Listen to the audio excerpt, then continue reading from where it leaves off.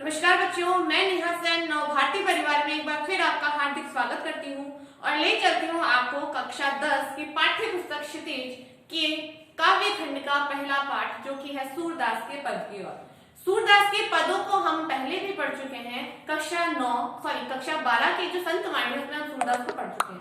अब हम पढ़ने जा रहे हैं कक्षा 10 के पाठ्य पुस्तक क्षितिज जो है उस क्षितिज पे हम पढ़ने जा रहे हैं सूरदास के पद। सूरदास के पद को पढ़ने से पहले आप जानते हैं हमें क्या करना है। हमें पहले सूरदास जी का जीवन परिचय पढ़ना है। तो चलिए सूरदास जी के जीवन परिचय की ओर चलते हैं। माध्यमिक शिक्षा बोर्ड राजस्थान की ये बुक है, तो पहले सूरदास जी का परिचय हम पढ़ लेते हैं। आइए। कवि परिचय। कृष्ण भक्त कवि सूरदास का जन्म आचार्य रामचंद्र शुक्ल के अनुसार 1540 विक्रम संवत के सन्निकट और तिरोभाव संवत 1620 के आसपास हुआ। तिरोभाव से मतलब इनका निधन, ठीक है। इनका जन्म स्थान आगरा और मथुरा के बीच स्थित रुनकता ग्राम माना जाता है। कुछ विद्वान दिल्ली के निकट सीही ग्राम में इनका जन्म हुआ मानते हैं। इनके जन्म स्थान को लेकर भी मतभेद है विद्वानों में, ठीक है। फिर इनकी जन्मस्थली मानी जाती है। इनके पिता का नाम रामदास बताया जाता है। वार्ता साहित्य और भक्तमाल के आधार पर ये सारस्वत ब्राह्मण कहे गए। नाभादास जी की रचना है भक्तमाल, जिसके अंदर कहा गया है कि ये जो थे इन जाति से सारस्वत ब्राह्मण थे, ठीक है।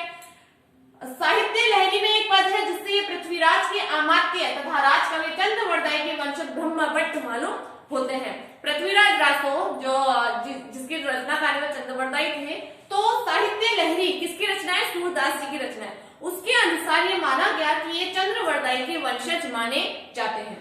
इस पद से बहुत सी बातें ज्ञात होती हैं। इसी पद के आधार पर कहा जाता है कि नेत्रहीन होने के कारण एक अंधकूप में गिर पड़े थे।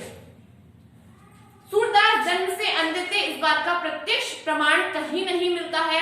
कोई कहता है वो जन्मांध थे, कोई कहता है ये जीवन की मध्यावस्था में अंधे हुए थे। इस संबंध में अधिकांश विद्वानों का मत है कि वे जीवन के अंतिम समय में अंधे हुए थे। इस बात को लेकर भी मतभेद है विद्वानों में, क्योंकि इनके पदों से इसका प्रमाण मिल जाता है। या माया झूठी की लालच, ये माया झूठी है या ये लालच दुहु दृढ़ अंध भयो, क्योंकि दोनों नेत्रों से मैं अंधा हो गया हूँ। आचार्य वल्लभ ने अपने सिद्धांतों में सूरदास को दीक्षित किया। अब आचार्य वल्लभ कौन थे? देखिए, सूरदास जी के जो गुरु थे वो वल्लभाचार्य जी थे।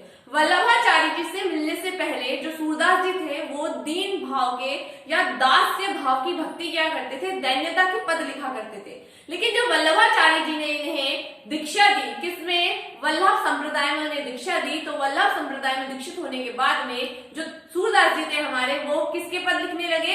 सखा भाव के, सख्य भाव की भक्ति करने लगे और उसी से संबंधित ये रचनाएं, उसी से संबंधित पदों की इन्होंने रचना प्रारंभ की। उसी समय से उनके दास्य भाव की भक्ति सख्य भाव में परिणित हो गई, परिवर्तित हो गई। अपने गुरु वल्लभाचार्य की आज्ञा अनुसार इन्होंने ईश्वर की कथा को भाषा में वर्णन करने का कार्य प्रारंभ कर दिया। भागवत कथा का जो इन्होंने रसपान इन्होंने अपने गुरु वल्लभाचार्य जी से सुना था, उसका उन्होंने भाषा में वर्णन प्रारंभ कर दिया था।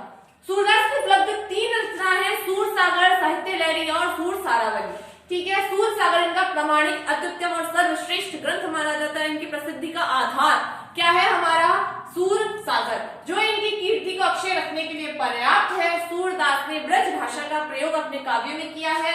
इनके पूर्ववर्ती किसी भी कवि की भाषा में काव्य छटा ना तो इतनी साहित्यिक और ना ही इतनी सौंदर्यपूर्ण।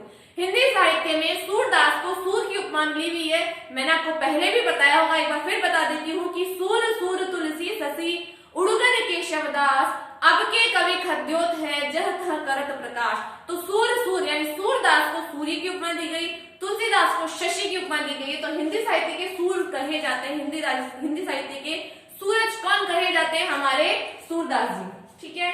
अब जो हम पढ़ने जा रहे हैं, क्या पढ़ने जा रहे हैं? हम पद, सूरदास के पद पढ़ने जा रहे हैं। सूरदास के पद जो है हम सूर सारावली से यहाँ ले रहे हैं और सूर सारावली में बहुत अच्छे अच्छे पद हमें पढ़ने को मिलेंगे। कृष्ण की बाल लीलाओं का वर्णन पढ़ने को मिलेगा आपको। कहने का तात्पर्य है कि हिंदी साहित्य में जो कृष्ण की लीलाओं का वर्णन किया गया है, भगवान श्री कृष्ण के बाल रूप का, उनके यौवन का जो वर्णन किया गया है, वो जैसा सूरदास जी ने अपने काव्य में वर्णन किया है वो शायद ही आपको कहीं और देखने को मिलेगा। वात्सल्य रस से परिपूर्ण है उनकी रचनाएं। तो पहला पद देखते हैं हम। पहला पद है, बूझत श्याम कौन तू गोरी, कहाँ रहती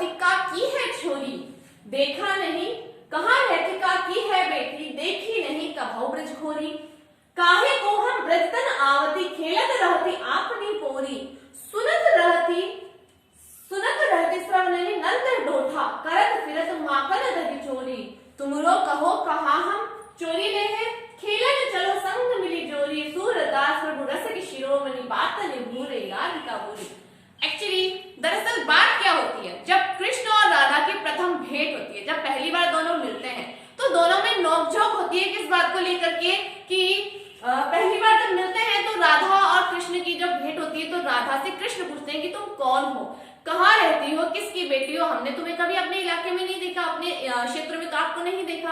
तो राधा कहती है कि हम क्यों आपके घर पे आने लगे, हम क्यों आपके क्षेत्र में आने लगे, हम तो हमारे घर में रहेंगे, हमारे घर की दहलीज के अंदर रह के हम हमारे खेल खेलते हैं। लेकिन हाँ, हमने हमारे घर में रह के भी ये सुना है कि कोई नंद का नंदन, नंद बाबा का कोई लड़का है, बहुत ही नटखट है, बहुत ही शैतान है, बहुत शरारतें करता है, वो सबका माखन दही दूध चोरी कर करके खाता है।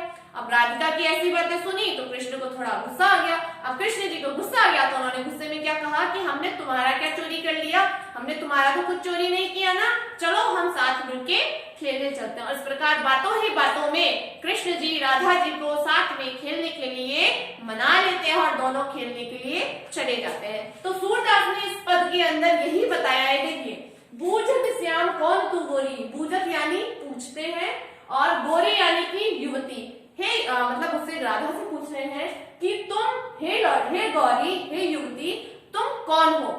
पूछ रहे हैं कृष्ण राधा से कि तुम कौन हो, कहाँ रहती का की है बेटी, तुम कहाँ रहती हो और किसकी बेटी हो। देखी नहीं कभो ब्रजखोरी, कि हमने आपको कभी भी ब्रजखोरी अर्थात खोरी यानी गलियां, कि हमने तुम्हें ब्रज की गलियों में कभी नहीं देखा। फिर राधा कहती है काहे को हम ब्रज तनावती, कि हम क्यों ब्रज में आने लगे, हम ब्रज में क्यों आएंगे, खेलत रहती आप नहीं पोरी, हम तो हमारी दहलीज के अंदर ही खेला करती हैं। सुनत रहती श्रवणे नंद दोठा, कि हमने वहां रहकर भी ये सुना है कि नंद का लड़का है, ढोठा यानी बेटा, कि नंद बाबा का कोई बेटा है, करत फिरत माखन दही चोरी, जो इधर उधर माखन की दही की चोरी किया करता है। तुम्हारो कहा चोरी हम नहीं। अब जब राधा की ऐसी बातें सुनी तो कृष्ण को क्या हुआ, आ गया थोड़ा सा, उन्हें क्या हुआ, लज्जा महसूस हुई। और इस प्रकार से जब उनको ये सब चीजें फील हुई तो उन्होंने राधा से कहा कि तुम्हारो कहा चोरी हम नहीं, कि हमने तुम्हारा क्या चुरा लिया, हमने तो तुम्हारा कुछ नहीं चुराया। खेलन चलो संग मिली जोड़ी, कि तुम तो हमारे साथ खेलने चलो, हम दोनों जोड़ी बना करके खेलेंगे। सूरदास रसिक शिरोमणि बात अनुभूति राधिका बोली। सूरदास कह रहे हैं कि ऐसे रसिक शिरोमणि हमारे प्रभु भगवान श्री हरि कृष्ण जो है, उन्होंने बातों ही बातों में राधिका को सब चीज, राधा को सब चीज भुला दी और उसके साथ खेलने के लिए मना लिया। ठीक है, अब हम देखते हैं कि इसकी जो व्याख्या है, देखिए इसकी व्याख्या है कि एक दिन अचानक राधा जो है वो ब्रज की गली में कृष्ण की राधा से भेंट हो जाती है। वैसे पूछते हैं उसका परिचय जानते, तो किसी भी नए व्यक्ति को जब हम देखते हैं आसपास तो हम उससे उसका इंट्रोडक्शन देते हैं, परिचय पूछते हैं। तो वही कंडीशन, वही परिस्थिति क्या हुई यहाँ राधिका और कृष्ण के साथ में हुई। तो राधा जी से परिचय पूछते हैं कि हे सुंदरी, तुम कौन हो और तुम कहाँ रहती हो, तुम किसकी बेटी हो, हमने इससे पहले तुम्हें ब्रज की गली में नहीं देखा। राधा उत्तर देती है कि भला हमें ब्रज में आने की क्या आवश्यकता पड़ गई, क्यों, क्योंकि हम तो अपने द्वार पर ही खेलती हैं। लेकिन हाँ, हमने अपने कानों से सुना है और ये सुनती भी रहती हूँ कि कोई नंद जी का लड़का मक्खन और दही की चोरी किया करता है। कृष्ण ने कहा कि हम चोरी ही सही, पर हम चोर ही सही, पर हमने तुम्हारा क्या चुरा लेंगे, आओ साथ साथ खेलने चलते हैं। सूरदास कहते हैं कि उनके प्रभु श्री कृष्ण बड़े रसिक हैं, उनको मीठी मीठी बातें बनाना बहुत आता है। उन्होंने भोली भाली राधा को अपनी बातों से बहका लिया और साथ साथ खेलने के लिए राजी कर लिया। ठीक है, अब इस पद में विशेष क्या क्या है, देखिए इस पद में विशेष है कि पद की भाषा जो है वो कैसी है, सरस एवं सरल है और ब्रज भाषा में है। ठीक है, आप जब भी व्याख्या करेंगे तो व्याख्या में सबसे पहले प्रसंग लिखेंगे, संदर्भ लिखेंगे, फिर व्याख्या आएगी, उसके बाद क्या आएगी, विशेष पॉइंट आएंगे। तो विशेष के पॉइंट्स जो होंगे उनमें क्या लिखोगे आप, भाषा, पद की भाषा कैसी है, कवि ने किस भाषा का प्रयोग किया है। तो यहाँ सूरदास जी ने ब्रज भाषा का प्रयोग किया, उनकी भाषा सरल एवं सरस है। शैली संवाद परक है, दोनों में बातचीत हो रही है राधिका और कृष्ण में, तो दोनों में बातचीत हो रही है तो वो कौन सी शैली कहलाएगी, संवाद शैली कहलाएगी। राधा कृष्ण के संवादों में उनकी आयु के अनुरूप सहज वार्तालाप के दर्शन यहाँ हो रहे हैं और कवि ने कृष्ण को रसिक शिरोमणि बताकर मधुर व्यंग्य किया है। ये हमारे विशेष के पॉइंट हुए। आगे बढ़ते हैं हम पद 2।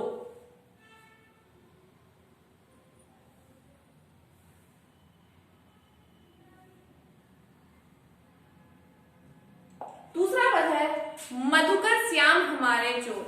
अब यहाँ पर सिचुएशन, यहाँ पर क्या परिस्थिति हो गई, वो तो कृष्ण और राधिका की प्रथम भेंट के बारे में था।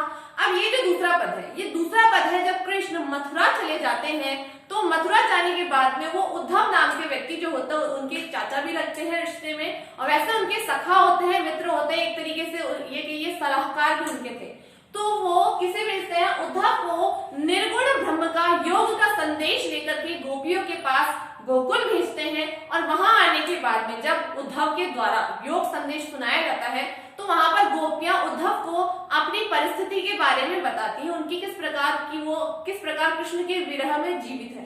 तो उस परिस्थिति के बारे में पूरा वर्णन यहाँ पर उन्होंने बताया है। जो भ्रमर गीत नाम से सूर सागर में उनका ये अंश सम्मिलित है, वो सूरदास के द्वारा रचित अनूठी देन हमारे हिंदी साहित्य में मानी जाती है, जो कि श्रीमद् भागवत के 10वें स्कंध का भाग है। ठीक है, तो यहाँ पर मधुकर श्याम हमारे चोर, उद्धव को यहाँ मधुकर कहकर, भौरा कहकर संबोधित यहाँ पर जो है गोपियां हैं उन्होंने किया है। देखिए, मधुकर श्याम हमारे चोर, मन हर लियो तनक चितवनी में, चपल नैन की गोर, पखरे हुते हृदय उत अंतर, प्रेम प्रीति के जोर, गए छड़ाए तोरी सब बंधन, दे गए हसनी अकोर, चौक परी जागत निसिबीती, दूत मिलियो एक भोर, सूरदास प्रभु सर्वस लूट्यो, नागर नवल किशोर।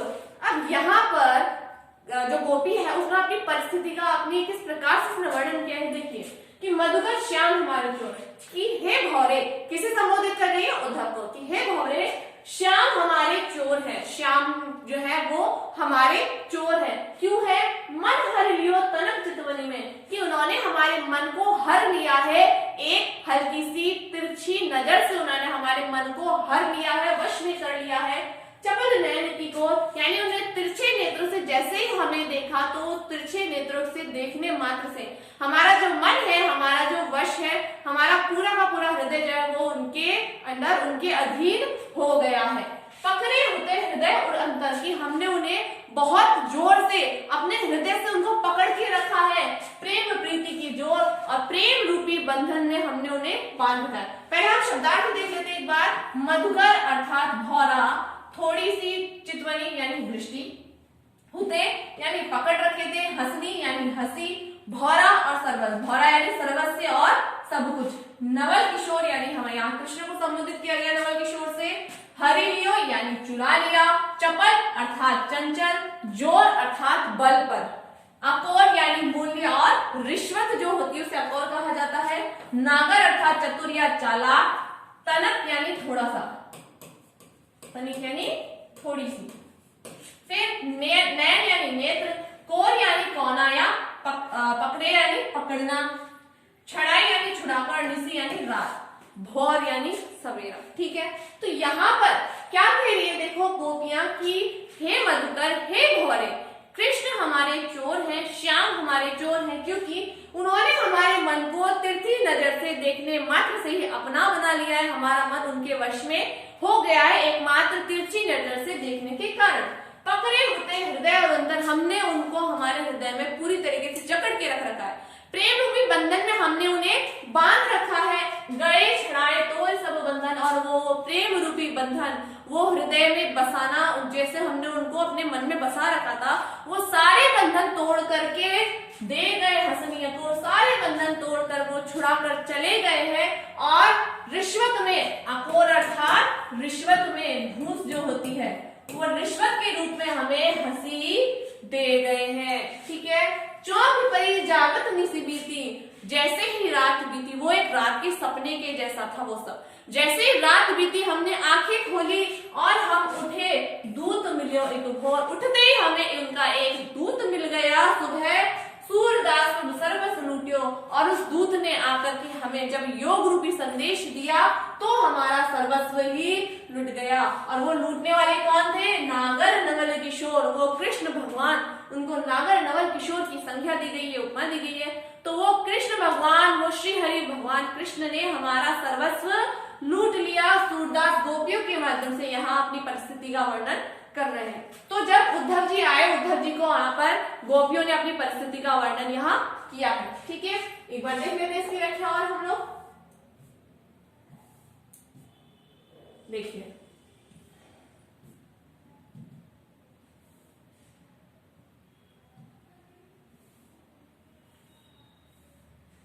कथन देख लीजिए इसका।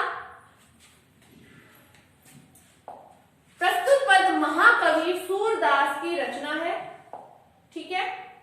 फिर यह उनके द्वारा रचित सूरसागर महाकाव्य के भ्रमर गीत प्रसंग से संकलित है। इस पद में गोपियां कृष्ण के कपटपूर्ण व्यवहार पर व्यंग कर रही है, ठीक है। क्या कह रही गोपियां उद्धव से वार्तालाप के समय वहां पर आने वाले भंवरे को, ठीक है, कृष्ण का प्रतीक बनाकर उन पर कपट करने का आरोप कर रही है। कह रही है कि अरे भौरे, तुम्हारे जैसे ही श्याम रंग वाले भगवान कृष्ण हैं, जिन्होंने जो कि हमारे चोर है, उन्होंने हमारे चंचल नेत्रों के कोनों से अपनी तनिक सी दृष्टि डालकर तिरछी नजरों से देखकर हमारे मन को चुरा लिया। हमने अपनी प्रीत और अनुराग के बल पर विश्वास करके उनको अपने हृदय में बसा लिया, लेकिन वे हमारे प्रेम के सारे बंधनों को तोड़कर निकल गए। वह अपनी मनमोहिनी हंसी हमें रिश्वत के रूप में देकर, हमें असावधान बनाकर हमारे हृदय के प्रेम बंधनों को तोड़कर चले गए।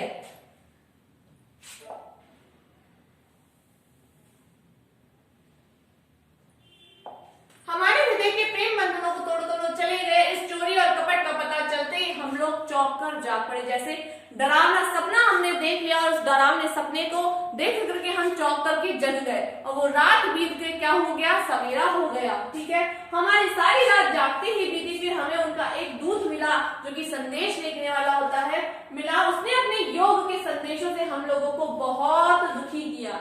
उस चतुर नवल किशोर ने हमारा सब कुछ लूट कर हमें वियोग की ज्वाला में जलते रहने को छोड़ दिया। कृष्ण भगवान के लिए आया, श्री हरि के लिए आया यहाँ। आप इसके विशेष क्या क्या है देखिए। विशेष में भाषा में लक्षणा शब्द शक्ति है, ठीक है। भंवरे को लक्ष्य करके यहाँ पर भंवरा किसका प्रतीक माना है, यहाँ भंवरा प्रतीक माना है कृष्ण का। तो लक्षणा शब्द शक्ति आ गई, और व्यंग्य सौंदर्यपूर्ण सौंदर्य है, व्यंग्य का सौंदर्य है, ठीक है। शैली प्रतीकात्मक और व्यंग्यात्मक है। व्यंग्य कर रही है ना गोपियां, यहाँ कोमल भावना और वियोग वेदना की अभिव्यक्ति यहाँ पर हुई है, ठीक है। ये इसके विशेष के बिंदु। आगे बढ़ते हैं, पद नंबर 3।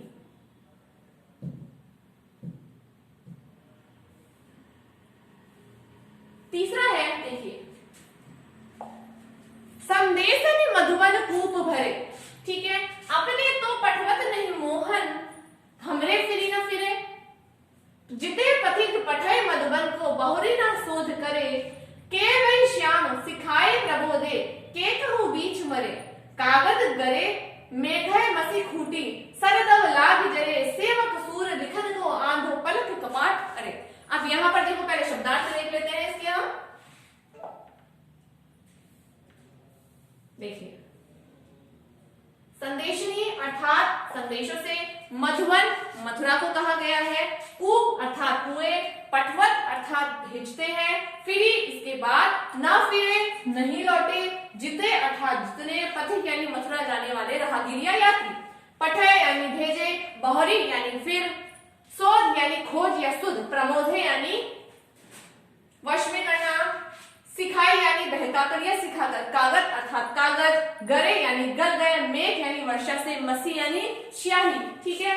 खूटी यानी समाप्त हो गई, ठीक है। सरकंडे जिससे कलम बनाई जाती है ना, जो लकड़ी के छोटे छोटे सरकंडे होते हैं उनसे कलम बनाई जाती है और शाही में डुबो करके उनसे शब्द लिखे जाते थे, तो वो सरकंडे। दव यानी दावन यानी जंगल में लगने वाली आग को दावाना कहा जाता है। जरे यानी जल गए, सेवक यानी लिखने वाला नौकर या कर्मचारी, आंधो यानी अंधा, कपाट अर्थात किवाड़, और अरे यानी अड़े हुए अर्थात बंद।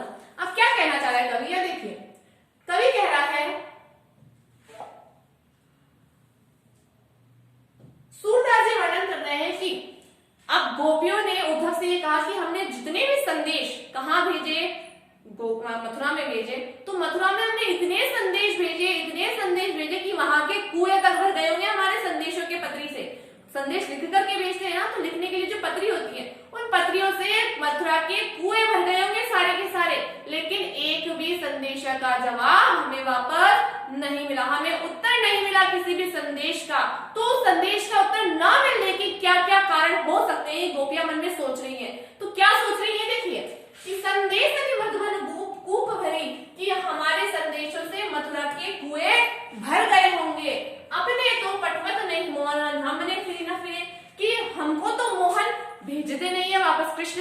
हमें उसका उत्तर नहीं भेजते हैं। हमारे फिरे ना फिरे पता नहीं हमारे संदेश उन्हें मिले भी होंगे या नहीं। संभावनाएं व्यक्त करिए गोपियां की कृष्ण ने हमें जब रिप्लाई हमें प्रत्युत्तर नहीं दिया तो उसके क्या क्या कारण हो सकते हैं वो अपने आप ही आशा कल्पना कर रही है। जितने पथिक पठे मधुबन को अर्थात जितने भी पथिक जितने भी राहगीर इस रास्ते से होते हुए मथुरा जाते हैं बहुरी का शोध करे, उन्होंने किसी को भी खोजने की कोशिश नहीं की। यानी जितने भी राहगीर यहाँ से जाते थे मथुरा को गोकुल से होते हुए जाते थे उन सभी को गोपियां संदेश दे करके भेजती थी कृष्ण के लिए, लेकिन एक भी संदेश का प्रत्युत्तर उन्हें नहीं मिला। बहुत शोध करा लेकिन उन्हें किसी भी प्रकार का उत्तर वापस नहीं मिला। के वे श्याम सिखाए प्रबोधे के कहूं बीच मरे। अब क्या समान व्यक्त कर दिए या देखिए कि क्या वो श्याम की सिखाई में आ गए, क्या उन्होंने कृष्ण ने उन्हें सिखा करके बहका करके फुसला करके वहीं तो नहीं रख लिया है, या फिर ऐसा हो सकता है वो कहीं बीच में ही रास्ते में मर गए हो, वो मथुरा पहुंचे ही ना हो, ये कंडीशन भी ये परिस्थिति भी हो सकती है। फिर कागज गले मेघाए मसी खूटी। अब यहाँ पर गोपियां क्या क्या संभावना क्या क्या कल्पनाएं कर रही है देखिए कि कागज गले हो सकता है कागज गल गए हो, या मेघ या फिर वो भीग गए हो, कागज गल सकते हैं बारिश होने से हो सकता है कागज भीग गए हो गल गए हो, या फिर मसी खूटी हो सकता है स्याही सूख गई हो, या फिर सरदब दागी जितने भी सरकंडे थे वो जंगल की आग में जल गए हो। देखिए दब जो होती है उसे कहते हैं दब, दावानल होती है, दावानल होती है जंगल की आग, जठरानल होती है पेट की आग, जो एसिडिटी हमारे बनती है उसे जठरानल कहा जाता है, और एक होती है बड़वानल अर्थात समुद्र में लगने वाली आग। तो तीनों प्रकार के शब्द हमारी प्रतियोगी परीक्षाओं में अधिकतर पूछे जाते हैं, तो इनमें कई बार अंतर भी पूछ लिया जाता है और कई बार इनका अर्थ भी पूछ लिया जाता है, तो ध्यान रखिएगा इस चीज को। दब अर्थात जंगल में लगने वाली आग। तो जितने भी सरकंडे होते हैं जिनसे कलम बनाई जाती है और उसका प्रयोग लिखने में काम में लिया जाता है वो सारे के सारे हो सकता है जंगल की आग में जल गए हो। सेवक सूर्य लिखन को आंधो पलक कपाट अरे। अब यहाँ पर सूरदास जी कह रहे हैं कि मैं तो सेवक हूँ कर्मचारी हूँ किसका, भगवान श्री कृष्ण का। क्या कह रहा है सूरदास यहाँ कि सेवक सूर्य लिखन को आंधो, कि सूरदास तो अंधा है सेवक है लेकिन वो लिखने में समर्थ नहीं है। क्यों? क्योंकि उसके पलक रूपी किवाड़ जो है वो बंद हो गए अर्थात वो नेत्रहीन है, इसीलिए वो संदेश ना भेजने का सारे के सारे जो भी परिस्थितियां हो सकती है यहाँ पर गोपियां कल्पना कर रही है कि किस कारण कृष्ण का संदेश नहीं आया होगा। तो यहाँ पर कल्पनाएं कर रही है, तो कल्पनाओं के आधार पर सूरदास जी ने भी अपनी अभिव्यक्ति की है, उन्होंने भी अपनी जो एक तरीके से जो उनकी एक कहेंगे कि उनकी जो पीड़ा है वो व्यक्त की, क्योंकि वो लिखने में असमर्थ है। क्यों असमर्थ है? क्योंकि वो नेत्रों से अंधे हैं और उनके नेत्र रूपी जो किवाड़ है जो दरवाजे हैं वो बंद हो गए, इसलिए वो भी संदेशा लिखने में असमर्थ है। तो आगे देखते हैं अपन।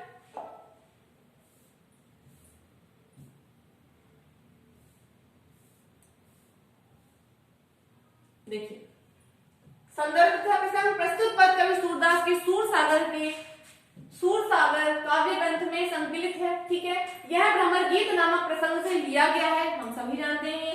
इस पद में गोपियां मथुरा में स्थित कृष्ण को अपने द्वारा भिजवाए गए संदेशों का उत्तर न मिलने पर चुटकीले व्यंग्यवाण चला रही है। गोपियां क्या कहती हैं? देखिए गोपियां श्री कृष्ण के उपेक्षापूर्ण व्यवहार को चोट करते हुए कह रही हैं कि उन्होंने अब तक इतने संदेश श्री कृष्ण के पास भिजवाए हैं कि उनसे मथुरा के सारे कुएं भर गए होंगे, मथुरा के जन को हमारे संदेशों का पता चल गया होगा, इतने संदेश हमने कृष्ण के लिए भेजे। श्री कृष्ण जानबूझकर हमारी उपेक्षा कर रहे हैं या अपने संदेश को भेजते ही नहीं है, हमारे द्वारा संदेश ले गए उन लोगों को भी वापस नहीं लौटाते, यानी खुद तो कोई अपनी सूचना भेजते नहीं है और हम हमारा संदेश भेजते तो उन संदेश देने वालों को भी वो वही रोक लेते हैं।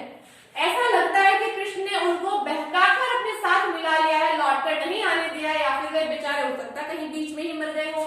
यदि ऐसा ना होता तो वह अवश्य लौटकर आए होते। ऐसा भी हो सकता है कि मथुरा के सारे कागज वर्षा में भीग गए हो, या फिर वहां की सारी स्याही समाप्त हो गई हो सकता है कृष्ण का पत्रों का उत्तर लिखने वाला सेवक ही अंधा हो गया हो, उसके नेत्रों के पलक रूपी किवाड़ भी ना खुल पा रहे हो। इनमें से कोई ना कोई कारण तो अवश्य होगा, तभी हमारे संदेशों का जवाब हमें नहीं मिला। यहाँ पर संभावनाएं व्यक्त भी कर दी और कृष्ण का कोई दोष भी यहाँ गोपियों ने नहीं माना। अब इसमें विशेष क्या कहे देखिए, पद की एक एक पंक्ति गोपियों के आक्रोश और व्यंग्य प्रहार से भरी हुई है। व्यंग्य कर रही है गोपियां, उनको गुस्सा आ रहा है कृष्ण की इस बात पर कि उन्होंने हमारे किसी भी संदेश का उत्तर नहीं दिया। गोपियों को विश्वास हो गया कि प्रेम के नाम पर कृष्ण द्वारा छली गई है वो भाषा शैली व्यंग्य के लिए सर्वथा उपयुक्त है। व्यंग्य शैली का प्रयोग यहाँ किया गया है। कई वे श्याम बीच भरे पंक्ति में गोपियों के शोक से भरे हुए हृदय का उतार हुआ है, यानी वर्णन हुआ है। श्याम सिखाई तथा मेघ मसी में अनुप्रास अलंकार है। पलक कपाट जो है इसके अंदर रूपक अलंकार है और पूरे पद में यहाँ संदेह अलंकार है। क्योंकि संदेह अलंकार इसलिए क्योंकि पूरे पद में इन्होंने संदेह व्यक्त किया है, संभावनाएं व्यक्त की है कि क्या हो सकता है, कैसे कृष्ण के संदेश हमें वापस नहीं मिल रहे। अंतिम पद की ओर बढ़ते हैं। अंतिम पद है, देखिए,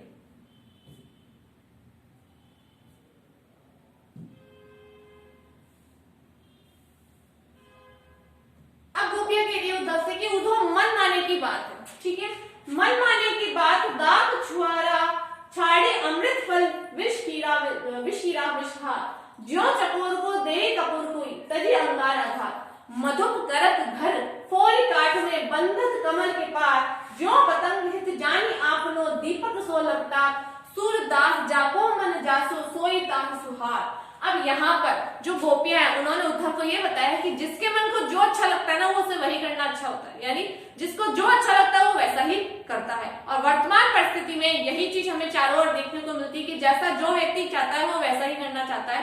वो नहीं चाहता कोई दूसरा व्यक्ति उसकी जीवन में इंटरफेयर करे, उसके जीवन में किसी भी प्रकार का हस्तक्षेप करे, ठीक है। माता पिता के लिए संतान जो होती है वो भी ये भी नहीं चाहती है कि अब उसके माता पिता उसके जीवन में हस्तक्षेप करे। तो आजकल यही हो रहा है। देखिए गोपियां क्या कह रही है उद्धव से कि है उद्धव सबके मन की माने की बात है, यानी मन को अच्छे लगने के ऊपर है, ठीक है। दाग द्वारा छाड़ी अमृत फल विष की रावित का, जो विष का कीड़ा है वो विष ही खाता है, उसे तुम खाने के लिए चाहे दाग दो, यानी मन का दाग जो किशमिश होती है वो दो, छुआरा दो, वो अमृत जैसे फलों को छोड़ करके विष का कीड़ा जो है वो विष को ही खाना अच्छा मानता है। क्यों? क्योंकि उसके मन को विष खाना ही अच्छा लगता है, ठीक है। आगे उन्होंने कहा जो चकोर को दे कपूर को तजी अंगार घात की, चकोर नामक जो पक्षी होता है वो अंगारों को खाता है। अंगारे कैसे हो गए? जलन देने वाले हैं। लेकिन अगर उसे कोई कपूर जैसा शीतलता प्रदान करने वाला पदार्थ खाने के लिए देता है तो उसको त्याग करके अंगारों का ही सेवन करना अपने लिए उचित मानता है। वो कपूर का सेवन नहीं करेगा, वो अंगारे ही खाएगा। क्यों? क्योंकि उसके मन को वो अच्छा लगता है। मधुप करत घर फोरी काठ में, कि जो मधुप यानी जो भौरा आता है वो काठ में अर्थात लकड़ी में छेद करके घर बना के रहता है और बंधत कमल के पास वही भौरा कमल के पत्तों में बंद करके अपना जीवन समाप्त कर लेता है। कमल पे जाके बैठता है और जैसे शाम होती है उसे शाम होने का पता नहीं पड़ता और सूरज ढलता है तो कमल बंद हो जाता है, तो वो कमल के पत्तों में बंद होकर अपनी जीवन लीला समाप्त कर देता है। जो पतंग हित जानी आपनो, जो पतंगा होता है वो अपना हित जान करके दीपक सो लपटा, दीपक से लपटता है अर्थात दीपक की लौ जो होती है उसके चारों ओर वो घूमता है और दीपक की लौ में जल करके, यानी उस दीपक की बत्ती की जो ज्वाला होती है उसमें जल करके वो भी अपना जीवन समाप्त कर लेता है। उसे पता है उसे हानि पहुंचेगी, उसका जीवन समाप्त हो जाएगा, लेकिन फिर भी वो उसे नहीं छोड़ता है।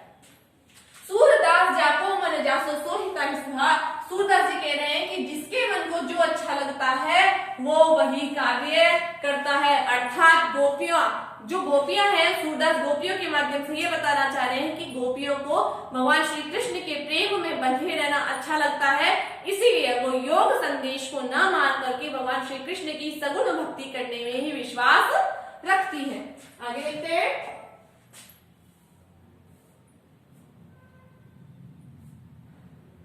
देखिए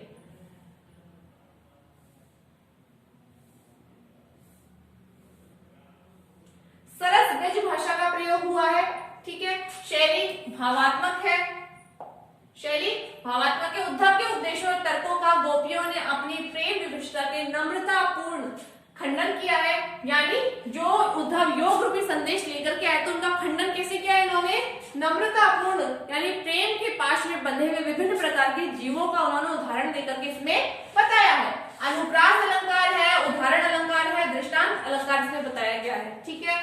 विष कीड़ा, विषघात, ये हो गया, तो वी और वी दोनों मिल गए। फिर उदाहरण अलंकार, क्योंकि उन्होंने उदाहरण देकर के बताया, और दृष्टांत एक लाइन को समझाने के लिए दूसरी लाइन में उन्होंने उदाहरण का प्रयोग यहाँ किया है। और वियोग श्रृंगार रस की ये रचना मानी जाती है।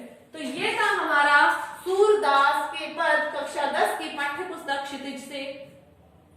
कैसा लगा आपको हमारा वीडियो, हमें कमेंट करके जरूर बताइएगा। और अब तक अगर आपने हमारे चैनल को सब्सक्राइब नहीं किया है तो हमारे चैनल को सब्सक्राइब भी कीजिए, वीडियो को लाइक और शेयर करना मत भूलिएगा। फिर मिलेंगे नेक्स्ट वीडियो में नेक्स्ट टॉपिक के साथ, तब तक के लिए नमस्कार।